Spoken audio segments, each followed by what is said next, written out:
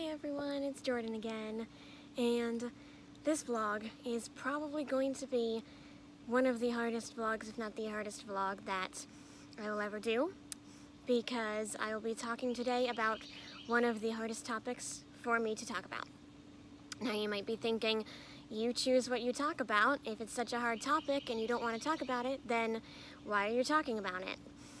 And that's a very good point.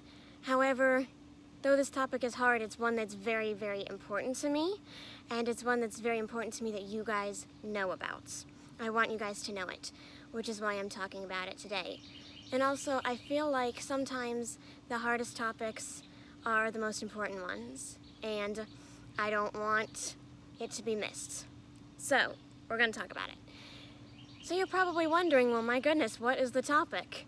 And that's a very good question. This vlog's topic is going to be all about my brother. So, my brother's name was Joshua. He was my older brother, born 8 years before I was, and he died before I was born.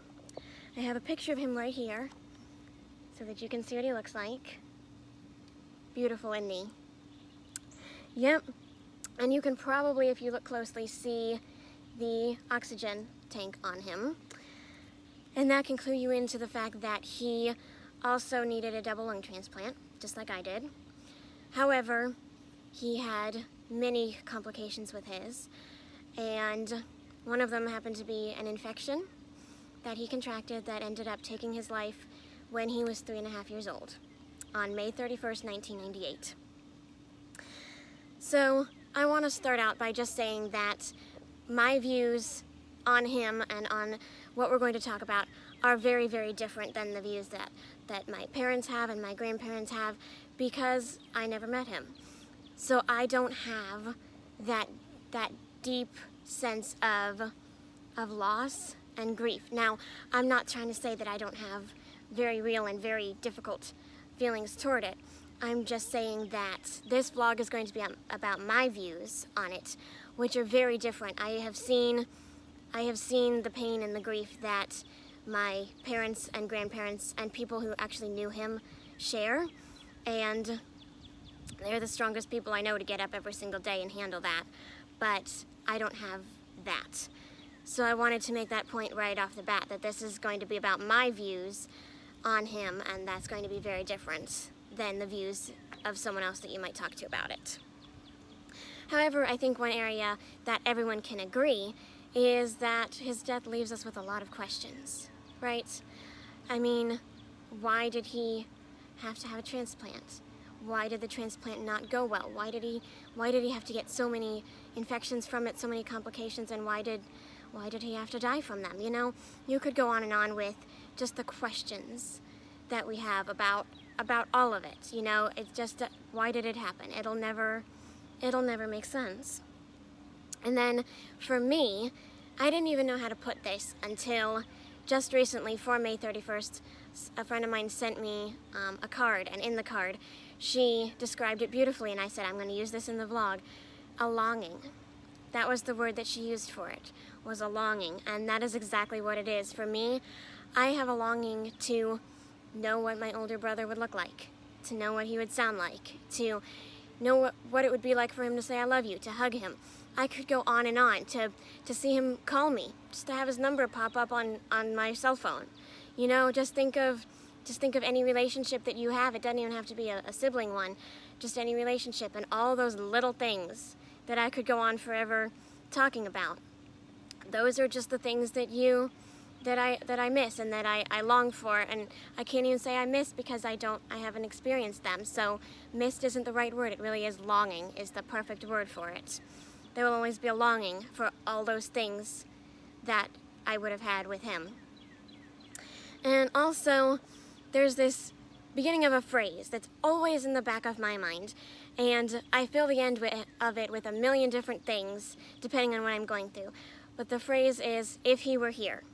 And that's always in the back of my mind. No matter what I'm going through, it could be, if he were here, he would help me through this. If he were here, I would be able to just call him and talk to him about this. If he were here, he never would have let me go through this. If he were here, he would have talked me out of it. You know, just a million things I could fill that sentence with a lot of things, but that's always in the back of my mind is, if he were here, ... Fill in the blank with whatever you like. So it's very difficult, but at the same time, he left such a legacy. In just his 3.5 years, he inspired so many countless people with his bravery and his strength and how loving he was and just his personality. His favorite color was yellow, and he loved smiley faces just because he wanted everyone around him to be happy. No matter what he was going through, he just wanted you to be happy. That's just who he was. And that is the legacy that I and everyone who knew him longs to carry on. That's what I want to carry on. He's not here anymore, but you know what? I'm here, and I am his little sister, and I want to fulfill his legacy to the best of my abilities. And I know my parents and a lot of people who knew him say the exact same thing, that they just want to carry on his legacy, which is another reason why it was so important for me to talk to you about this today. So I want to close on a little bit of a happier note. Of course, we will never know why all those things happen. All those questions we won't have answers to until we get to ask Jesus face to face when we get to heaven. We'll never understand it. But one of my absolute favorite songs has this one line in it. It's not even the chorus, but this one line that just completely stood out to me, and I want to share it with you. It says, "You'll never know what faith is till you don't understand." So that is what we rest in. We don't understand. We will never understand. But that's okay, because that's where faith steps in. If we understood everything, we would just be following a plan that we came up with. We wouldn't need to have faith in God at all for anything. When we don't understand, that's when we have to choose to have faith. So we rest in that. We rest in that. We rest in the fact that we will see him again. I will get to meet him one day. And until then, we're going to continue talking about him. We're going to continue being his legacy. I'm going to do everything I can to continue to be his legacy. And we're going to rest in the fact that we will never know what faith is until we don't understand. So we choose to have faith even though we don't understand. Thank you guys for listening. Thank you for letting me talk about him. And God is good all the time. Goodbye.